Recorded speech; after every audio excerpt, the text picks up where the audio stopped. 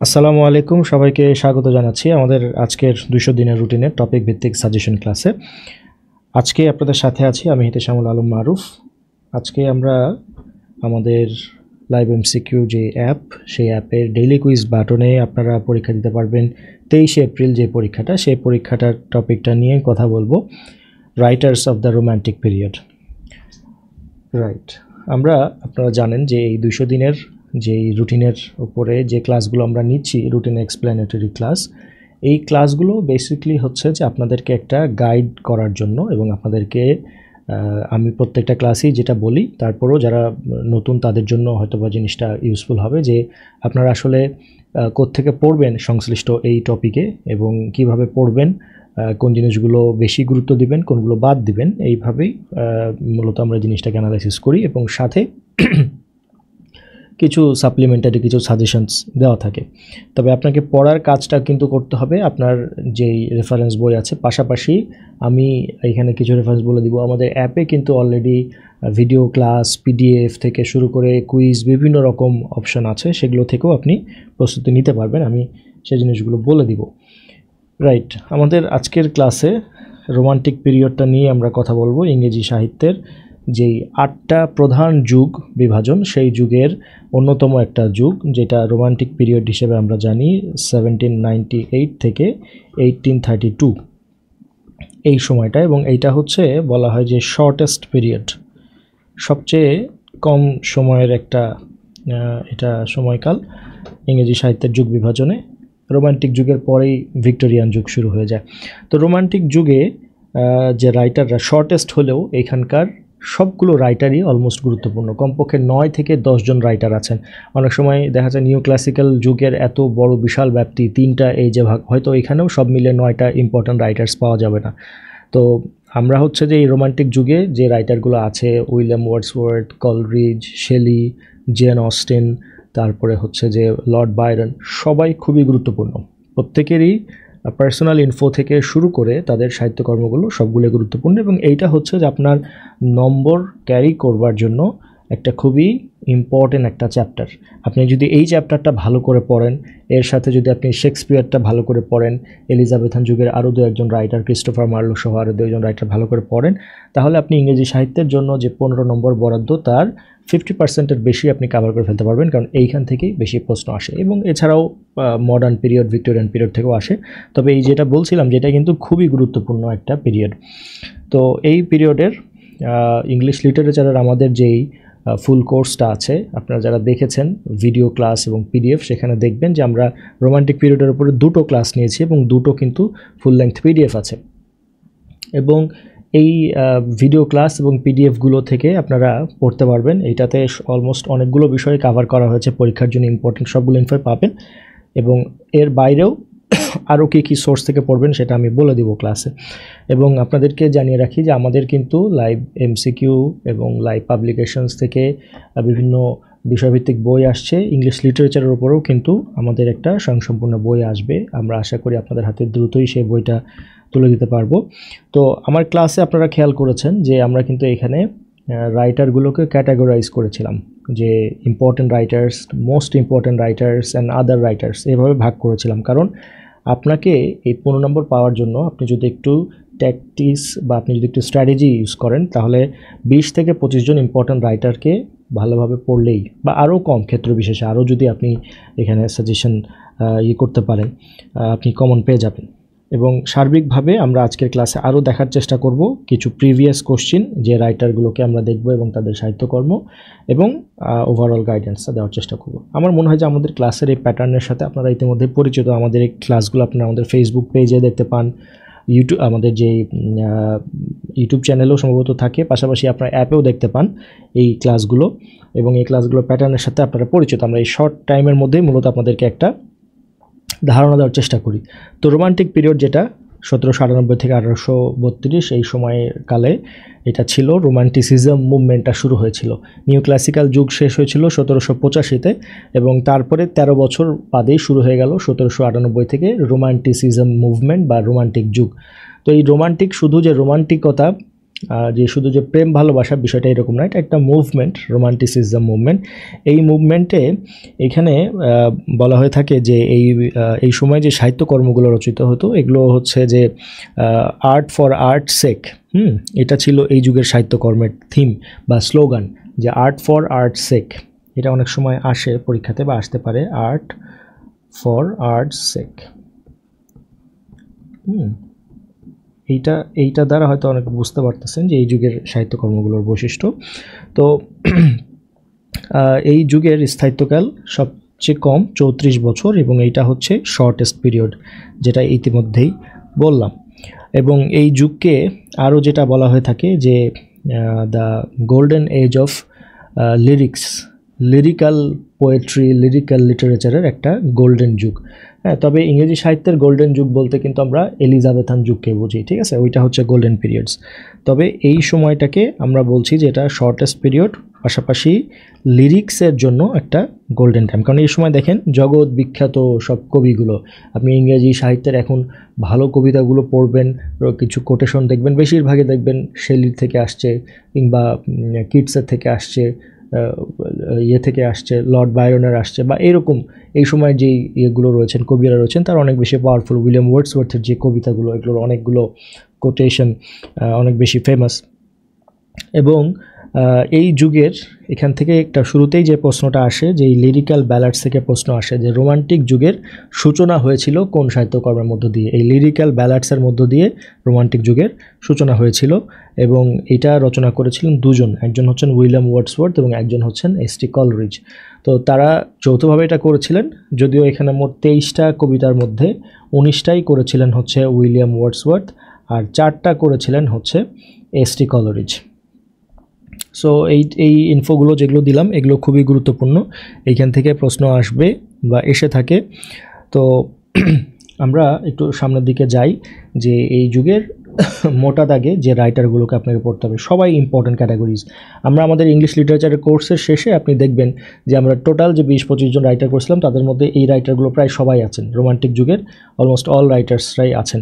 William Wordsworth, S T. Coleridge, যার পুরো নাম হচ্ছে Samuel Taylor Coleridge, Lord Byron, John Keats, P B. Shelley বা Percy Bysshe Shelley, William Blake, Sir Walter Scott, Mary Shelley, William Hazlitt, Robert Southey, Charles lamb.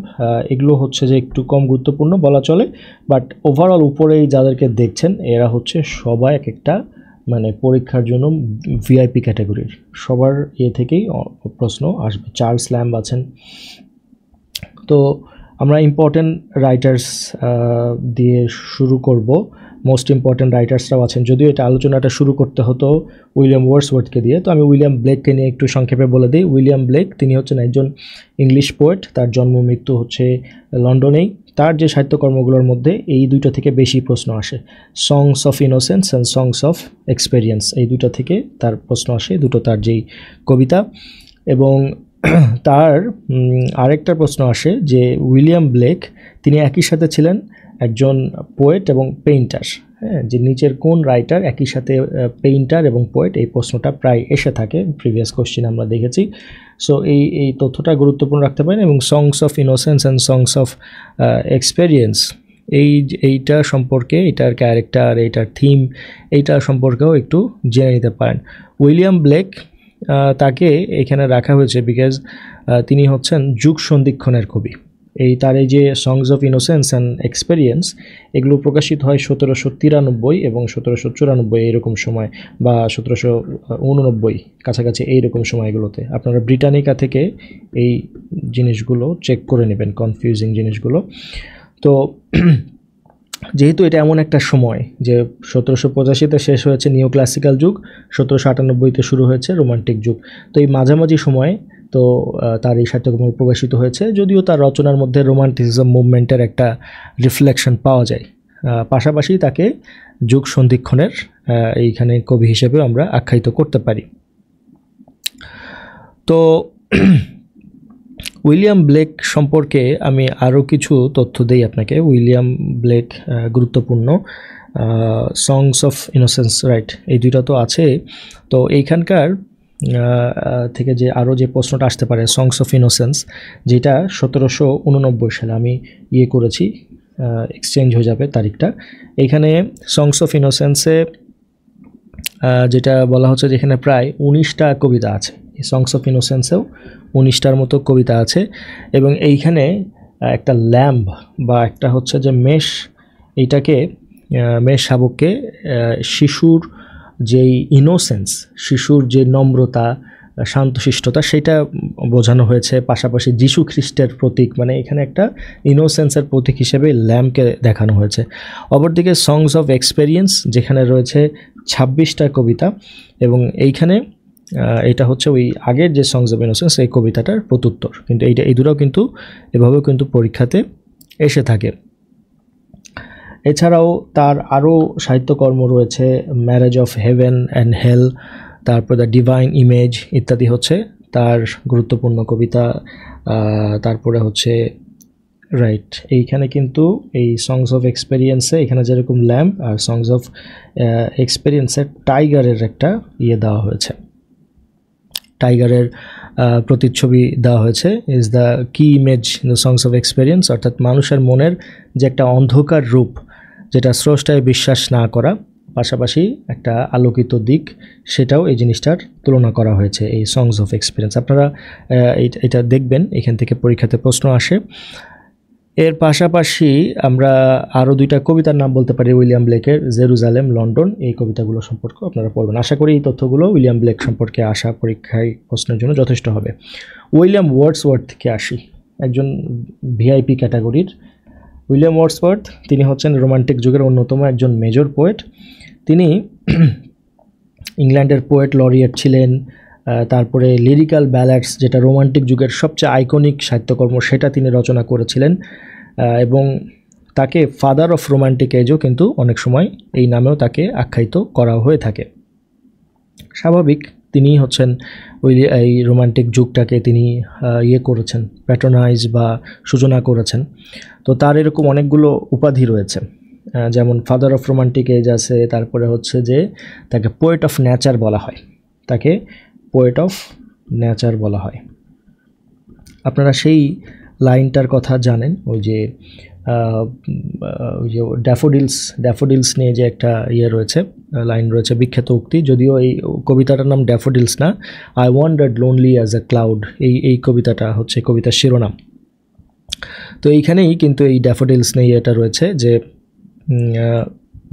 10,000 saw when all at once I saw a crowd, a host of golden daffodils beside the lake, beneath the trees, fluttering and dancing in the breeze।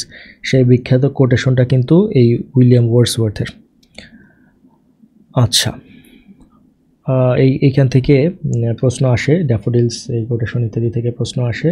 তো তার বিখ্যাত কবিতাগুলো এক নজরে যদি দেখে নেই, solitary reaper, Peter Bell, recluse, world is too much with us, Tintern Abbey, তারপরে লুসি পোয়েমস। অনেক সময় প্রশ্ন আসে যে লুসি পোয়েমস, এটা হচ্ছে 5টা কবিতার একটা সংকলন, এইটা হচ্ছে যে কে লিখেছেন। সো এটা ড্যাফোডিলস নামে বিখ্যাত, কিন্তু অ্যাকচুয়ালি কবিতার নাম হচ্ছে I wandered lonely as a cloud.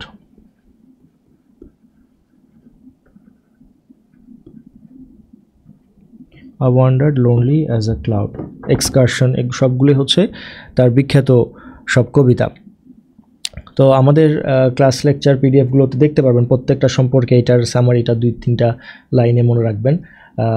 এটা করলে যেটা হবে যে একবার যদি আপনি একটু ভালো করে পড়ে নেন এই জিনিসগুলো, দ্বিতীয়বার আর পড়তে হবে না। কিন্তু এখন যদি আপনারা জাস্ট পরীক্ষায় মানে এই জিনিসগুলোতে গুরুত্ব না দেন, পরীক্ষার আগ পর্যন্ত এটা আপনার জন্য একটা অস্বস্তির কারণ হয়ে থাকবে। তো ওই জন্যই আমরা আমাদের বলি যে এখানে কিন্তু 15 নম্বর এবং 200 নম্বরের পরীক্ষাতে 15 নম্বর কিন্তু হেলাফেলার মতো বিষয় নয়। আপনি একবার ভালো করে পড়ে নিলে দেখা যাচ্ছে যে আপনি পরবর্তীতে এই জিনিসগুলো আপনাকে আর পড়া দরকার হবে না, এবং যে কোনো জিনিস আপনি পড়ে বুঝতে হলে আগে সেই জিনিসটা আপনি কি পড়ছেন সেই জিনিসটার ব্যাপারে আপনাকে একটা ধারণা থাকতে হবে, হ্যাঁ। নাহলে আপনি এরকম হাজার হাজার রাইটার্স রয়েছে বা শয়ে রাইটার রয়েছে, সবার আপনি কতগুলো সাহিত্যকর্ম মনে রাখবেন। তো এই জন্য একটু বুঝে পড়বেন ইম্পর্টেন্ট রাইটার্সগুলোর সম্পর্কে। এগুলো প্রত্যেকটা সম্পর্কে যদি আপনি একটু ধারণা নিয়ে রাখেন যে সলিটারি রিপারটা কি, রেক্লুজটা কি, এখানে কি বলা হচ্ছে। যেমন ধরুন লুসি পোয়েম, এখান থেকে প্রশ্ন আসে। লুসি হচ্ছে ইংরেজ একটা মেয়ের নাম। তো এই ইংরেজ মেয়েটা যেটা হচ্ছে যে অল্প বয়সেই মারা যায়, হ্যাঁ, সে তার বর্ণনা, তার প্রকৃতিতে তার অবস্থান ইত্যাদি নিয়ে এই লুসি পোয়েমস। এটা হচ্ছে যে 5টা কবিতা রয়েছে এবং এই কবিতাগুলো লিরিক্যাল ব্যালাডসের অন্তর্গত, অর্থাৎ লিরিক্যাল ব্যালাডস যেই তার কাব্যগ্রন্থ সেটারই কিন্তু অন্তর্গত। সো এই যে ধরেন এই ইনফরমেশনটা আপনি জানলেন, মাথায় নিয়ে রাখলেন, এটা পরবর্তীতে কিন্তু আপনাকে সহজেই লুসি পোয়েমসটা মনে রাখতে সহায়তা করবে এবং এটা উইলিয়াম ওয়ার্ডসওয়ার্থের রচনা।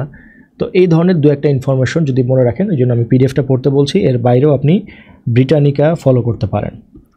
ব্রিটানিকা, এনসাইক্লোপিডিয়া ব্রিটানিকাতে গিয়ে প্রত্যেকটা রাইটারের নাম ধরে ধরে সার্চ করবেন, তার সম্পর্কে মৌলিক কিছু তথ্য পড়বেন এবং তার ফ্যাক্টস থেকে তার যেই ইম্পর্টেন্ট সাহিত্যকর্মগুলো সেগুলো একবার দেখে নেবেন, প্লাস খাতায় নোট করে নেবেন যারা ইংরেজি সাহিত্য ভালো করতে চান।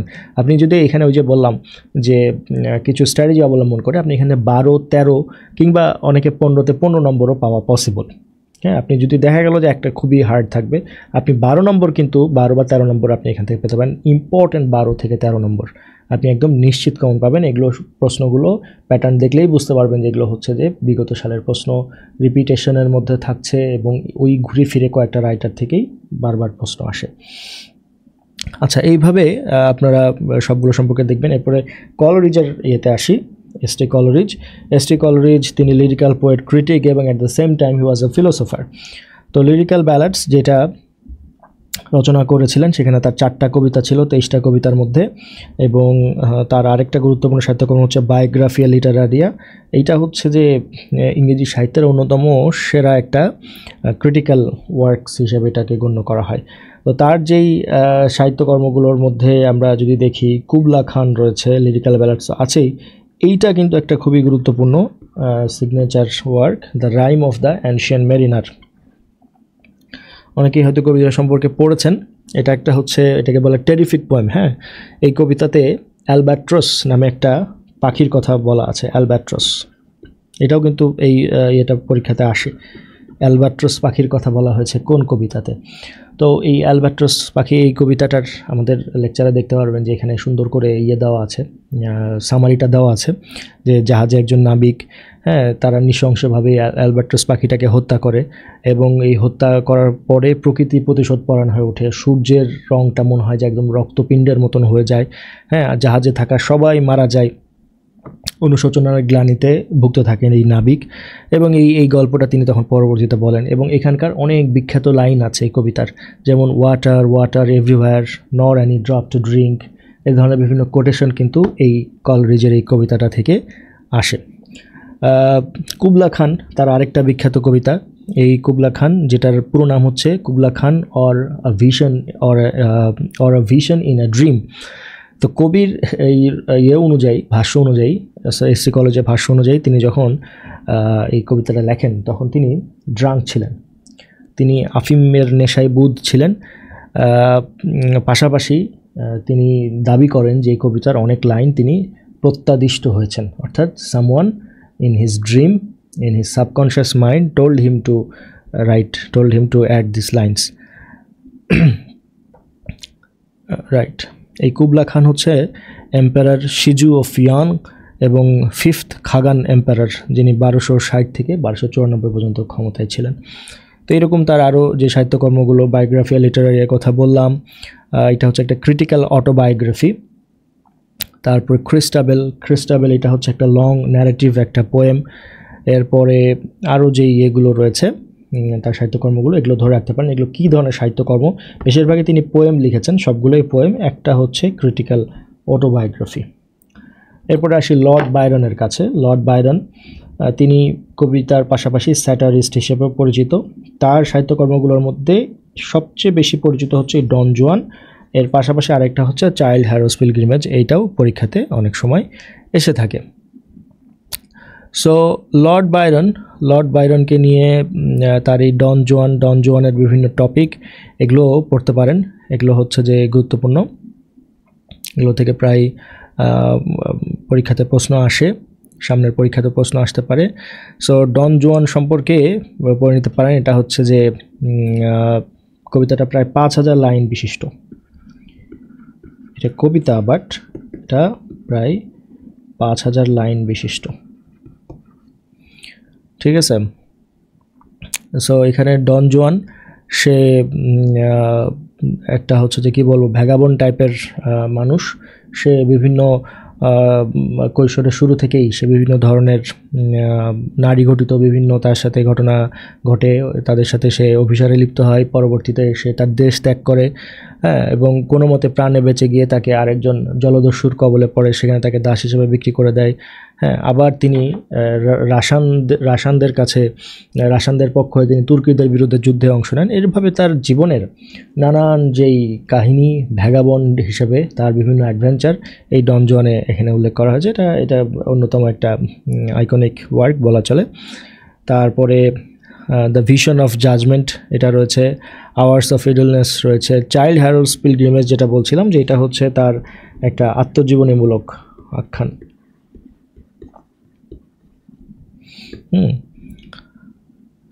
রাইট, চাইল্ড হ্যারোল্ডস পিলগ্রিমেজ ইত্যাদি ইত্যাদি রয়েছে লর্ড বায়রন। এবার চলে আসি শেলির কাছে। শেলি ছেলে নামে, যারা ইংরেজি সাহিত্য সম্পর্কে ধারণা কম তারা নাকি এটা প্রশ্ন করেন যে শেলি ছেলে নামে, এবং শেলির চেহারা দেখলেও মনে হবে যে একটু কনফিউশনে পড়ে যাবেন। শেলি মূলত একজন ছেলে, তার স্ত্রীর নাম হচ্ছে মেরি শেলি, এবং তার উল্লেখযোগ্য কবিতাগুলোর মধ্যে অনেকগুলো কবিতায় রয়েছে বেশ বিখ্যাত এবং বিভিন্ন সময় যেগুলো কোট করা হয়ে থাকে। কালোজয়ী কবি বলতে যা বোঝাই, অনবদ্য কবি, সেরকম একজন কবি হচ্ছেন শেলি। শেলির কবিতাগুলোর মধ্যে ওজিম্যান্ডিয়াস গুরুত্বপূর্ণ একটা কবি, এবং এটা হচ্ছে মিশরীয় শাসক যেই রামসিস ফেরাউনদেরকে নিয়ে করা হয়েছে। ওজিম্যান্ডিয়াস কবিতাটা আধুনিক যুগেও বেশ জনপ্রিয়।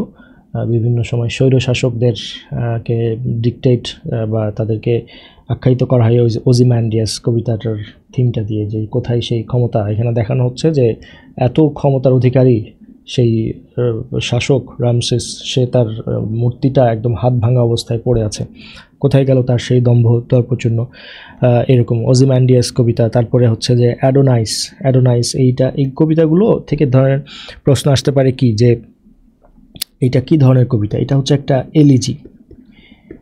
আর আরও যদি স্পেসিফিকভাবে বলে, এলিজি মানে তো আপনারা জানেন শোকগাথা, আরও যদি স্পেসিফিকভাবে বলে এটা হচ্ছে প্যাস্টোরাল এলিজি, অর্থাৎ গ্রামীণ পরিবেশের বর্ণনা থাকবে এবং তার মধ্যে একটা শোক থাকবে। এবং এই শোকটা শেলি তার বন্ধু, তার অন্যতম একজন বন্ধু, তার নাম হচ্ছে, তাকেও আপনারা এই রোমান্টিক যুগেই পেয়ে যাচ্ছেন, জন কিটস, তার বন্ধু অল্প বয়সে যিনি মারা গিয়েছিলেন, তার মৃত্যুতে শোক প্রকাশ করে এই এলিজিটা লিখেছিলেন শেলি। এবং রাইট, এটা একটা গুরুত্বপূর্ণ কবিতা অ্যাডোনাইস। তারপরে তার যে ওডগুলো রয়েছে, ode to the west wind, to a skylark, Queen Mab, হ্যাঁ, এই ধরনের আরও যেই সাহিত্যকর্মগুলো রয়েছে সবগুলোই পরীক্ষার জন্য বেশ গুরুত্বপূর্ণ। চলে আসলাম জন কিটসের কাছে, শেলির বন্ধু। তো John Keats is known as the poet of sensuousness. John Keats, English romantic lyric poet who devoted his short life to the perfection of a poetry marked by vivid imagery. কিটসের ব্যাপারে আমরা যদি বলি, কিটসের ব্যাপারে কিছু তথ্য দেওয়া যায়। কিটস হচ্ছেন অত্যন্ত প্রতিভাবান একজন কবি, কিন্তু তিনি মাত্র 5 বছর সাহিত্য জগতে তিনি ছিলেন, এবং তার মৃত্যুর পরে মূলত তার জনপ্রিয়তা বাড়তে থাকে। এবং এই যে সেন্সাসনেস বা তার সেন্স অফ বিউটি, তার এই সেন্স অফ বিউটির কারণে তিনি বিখ্যাত, এবং তাকে পোয়েট অফ বিউটিও অনেক সময় বলা হয়।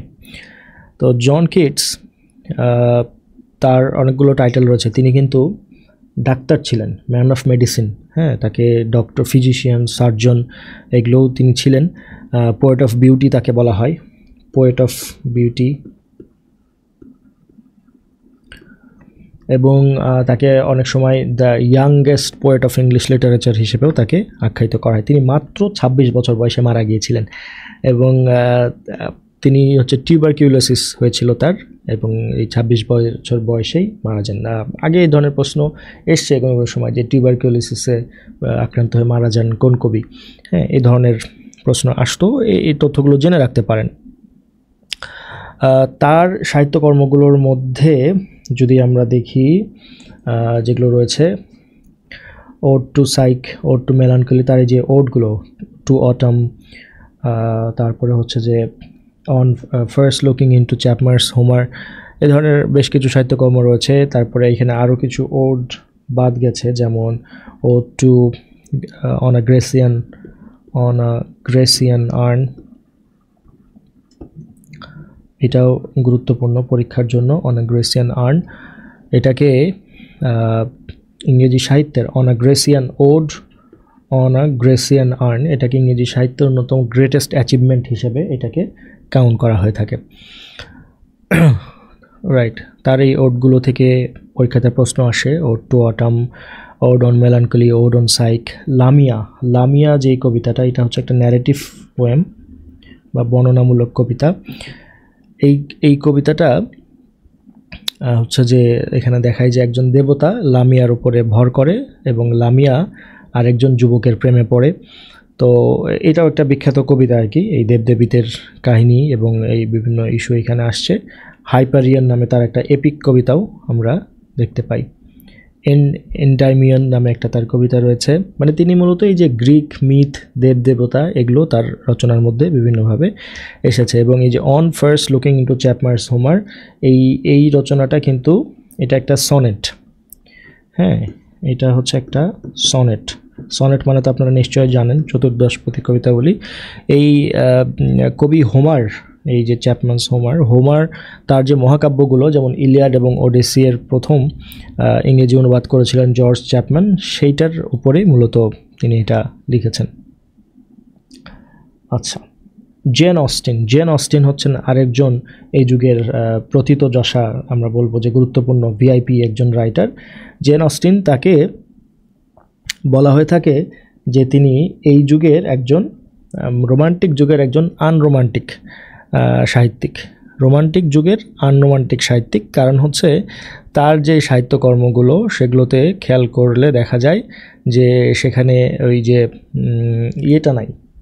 সাধারণত যেই মেয়েদেরকে সাবমিসিভ বা এই টাইপের যে রোমান্টিসিজমগুলো থাকে, সেই জিনিসগুলোর অনুপস্থিতি। হ্যাঁ, এই জন্য তাকে যেই অ্যান্টি রোমান্টিক নভেলিস্ট বলা হয় থাকে। রোমান্টিক যুগের হওয়া সত্ত্বেও তাকে অ্যান্টি রোমান্টিক বলা হয়। এবং এই যে মানে যেটাকে বলবো যে ইউথ যে প্যাশন, ইয়াং যে প্যাশন, এগুলোর প্রতি তার কঠোরতা কিংবা অনমনীয় ভাব সেটা লক্ষ্য করা যায়। অর্থাৎ ইন এ নাটশেল তার লেখার মধ্যে টিপিক্যাল রোমান্টিক উচ্ছ্বাসটা নাই। তার 6টা উপন্যাস, এই 6টা উপন্যাসই গুরুত্বপূর্ণ এবং এগুলো নিয়ে মুভিও হয়েছে বিখ্যাত। এমা, তারপরে হচ্ছে এই যে pride and prejudice, sense and sensibility, persuasion, Mansfield park, সবগুলোই হচ্ছে গুরুত্বপূর্ণ। এইখানকার যে ক্যারেক্টারগুলো সেটা পড়তে পারেন। তার এই যে প্রাইড অ্যান্ড প্রেজুডিস, এটা বেশি বিখ্যাত। প্রাইড অ্যান্ড প্রেজুডিসের যে ক্যারেক্টারগুলো, এখান থেকে প্রশ্ন আসে।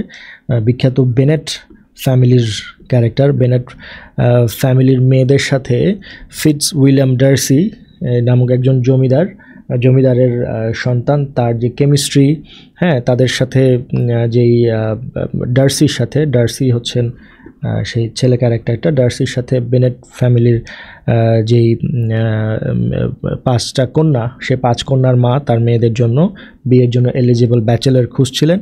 এবং এলিজাবেথ বেনেট এবং ফিটস উইলিয়াম ডার্সি, অর্থাৎ 5 কন্যার একজন হচ্ছেন এলিজাবেথ বেনেট। তো তারা একে অপরের প্রেমে পড়েন, কিন্তু সেই ঘটনার ক্ষেত্রে বিভিন্ন ধরনের প্রাইড অ্যান্ড প্রেজুডিস এগুলো বাধা হয়ে দাঁড়ায়। এই নিয়ে হচ্ছে কাহিনী। এরকম সবগুলো কাহিনী সম্পর্কে জিসটা জেনে রাখলে আপনাদের অ্যান্সার করতে সহজ হবে। আচ্ছা, এরকম আর রাইটার রয়েছেন, চার্লস ল্যাম্ব রয়েছেন, তার সম্বন্ধে পড়তে পারেন। তিনি এই এলিয়া বা আলিয়া সুডোনিম, এটা তিনি করতেন এবং তার রচিত এসেগুলো এসেজ অফ আলিয়া নামে পরিচিত। আচ্ছা, তার ইম্পর্টেন্ট ওয়ার্কগুলোর মধ্যে রয়েছে essays of Elia, last essays of Elia, tales from Shakespeare ইত্যাদি। চার্লস ল্যাম্বের। সো কিছু প্রিভিয়াস কোশ্চেন দেখেন, এরকমই মোটামুটি এই রাইটারগুলো পড়লেই হবে। এর বাইরে আরও কিছু রাইটার্স রয়েছেন, তবে মূল রাইটার্সগুলো সম্পর্কে আমি বলে দিলাম। এর বাইরে আরও যে কিছু রাইটার রয়েছেন, যেটা আমি ক্লাসের শুরুতেও বলতেছিলাম, সেই রাইটারগুলো সম্পর্কে ধারণা রাখতে পারেন। ঠিক আছে, এবং এখান থেকে আসলে প্রচুর প্রিভিয়াস কোশ্চেন আসে। যেমন এই যে উইলিয়াম ব্লেক, তিনি হচ্ছেন একজন ইংলিশ পোয়েট এবং একই সাথে কিন্তু তিনি পেইন্টারও ছিলেন। তারপরে হচ্ছে উইলিয়াম ওয়ার্ডসওয়ার্থ ইজ ফ্রম যারা কোন যুগের, রোমান্টিক যুগের অবশ্যই। Biographia Literaria is a critical autobiography written by S T. Coleridge. Lord Byron is commonly known as rebel poet, হ্যাঁ তাকে রেবেল পোয়েট বলা হয়। তার ওই যে ডন জুয়ানের ক্যারেক্টার মতনই তার ক্যারেক্টারটাও এরকম adventurous. Shelley was born in, এই দু একজন রাইটারের জন্মসালটাও আসে 1792। Ozymandias by Percy Bysshe Shelley is a sonnet, এটা হচ্ছে একটা 14 লাইনের কবিতা, চতুর্দশপতি কবিতা। John Keats belongs to which literary period? সহজ কোশ্চেন, সহজ answer. John Keats is known as a poet of beauty, তাই না? তাকে তার যে সেন্স অফ বিউটির কারণে তিনি বিখ্যাত। জেন অস্টিন, তিনি রোমান্টিক যুগের, কিন্তু তাকে অ্যান্টি রোমান্টিক বলা হয়। এই জেন আয়ার, এমা, রামোনা, রেবেকা কোনটা লিখেছেন? তিনি এমা এই উপন্যাসটা তিনি লিখেছেন। তো এরকম আরও কিছু কোশ্চেন রয়েছে, সবগুলো এখানে নাই, আপনারা দেখতে পারবেন যে প্রিভিয়াস কোশ্চেনগুলো থাকলে বিসিএসের এখান থেকে বেশিরভাগ কোটেশনগুলো আসছে। যেমন টু অটাম এই কবিতাটা থেকে আসছে। তারপরে হচ্ছে যে শেলির অ্যাডোনাইস এইখান থেকে আসছে, যে শেলির অ্যাডোনাইস এটা কী ধরনের রচনা, যেটা আমি কোশ্চেনে দেখালাম যেটা একটা এলিজি, প্যাস্টোরাল এলিজি। তারপরে সলিটারি রিপার উইলিয়াম ওয়ার্ডসওয়ার্থের এই কবিতাটা থেকে আসছে। তারপরে হচ্ছে যে পোয়েট অফ নেচার কাকে বলা হয়? আমরা পোয়েট অফ বিউটি দেখলাম কিটসকে, পোয়েট অফ নেচার বলা হয় উইলিয়াম ওয়ার্ডসওয়ার্থকে। তারপরে all at once I saw crowd a host of golden daffodils এই কোটেশনটা কে লিখেছেন? এইরকম অনেকগুলো প্রশ্ন কিন্তু এই রোমান্টিক যুগ থেকে করার স্কোপ রয়েছে। সো অলরেডি বলে দিয়েছি কোত্থেকে পড়বেন, আমাদের পিডিএফটা ভালো করে পড়বেন, পাশাপাশি ABC of English literature Doctor M Mofizur রহমানের বইটা এবং এনসাইক্লোপিডিয়া ব্রিটানিকা থেকে সহজেই আপনি সবগুলো রাইটার সম্পর্কে তথ্য পেয়ে যাবেন। এবং বেশি বেশি আমাদের এই অ্যাপ থেকে আপনারা কুইজ, বিভিন্ন টপিকগুলো এগুলো থেকে প্র্যাকটিস করে আপনার জিনিসগুলোকে আরও যাচাই করে নিতে পারবেন। সো আজকের এই ক্লাস এইখানেই শেষ করছি। আশা করছি যে রোমান্টিক যুগ সম্পর্কে একটা ভালো ধারণা আপনারা পেলেন। এটা নিয়ে ডিটেলস পড়ে আগামী 23 এপ্রিল আমাদের অ্যাপ থেকে পরীক্ষায় অংশগ্রহণ করবেন এবং আপনার আত্মবিশ্বাসকে আরও বাড়াবেন। সবার জন্য শুভকামনা রইল। সবাই ভালো থাকবেন। আল্লাহ হাফেজ।